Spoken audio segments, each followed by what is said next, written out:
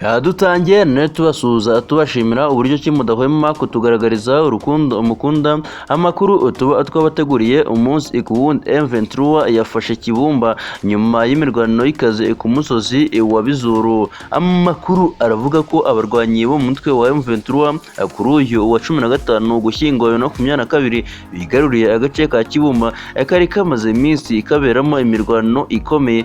FARDC yari ihagazeho, ariko imirwano ikomeye ku musozi wa Bizuru yarangiye ikuyemo akayo karenge.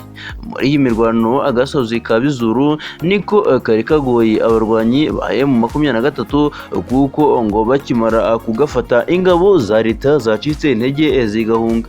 Kibumba ni agace kari mu birometero 20 uvuye mu mujyi wa Goma, gusa amakuru aravuga ko FARDC ku mupaka wa Kabuhanga ukora ku Rwanda yahunze.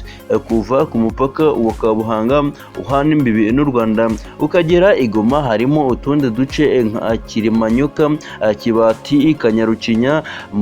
Ugera mu mujyi wa Goma gufatwa rya Kibumba witwa Serge Kamba kuri Twitter yavuze ko Kibumba iri mu maboko ya FARDC. Umuvugizi wa M23 mu bya gisirikare Major Ngoma yamuhaye inkwenene.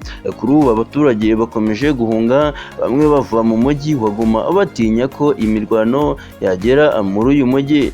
Guverineri wa Kivu ya Ruguru Lieutenant General Constantin Ndima Kongiba ejo yabwiye abaturage mu rwego rwo kwirinda kugwa mu mutego wa propaganda z'uruhande rumwe, yavuze ko ingabo ziri kwitwara neza ku rugamba zihanganyemo n'umwanzi, asaba abanyekongo gutuza bakirinda abakomeje guca intege ndetse baca n'igikuba. FARDC ntacyo iratangaza kuri aya makuru ko ubu Kibumba hagenzurwa na M23.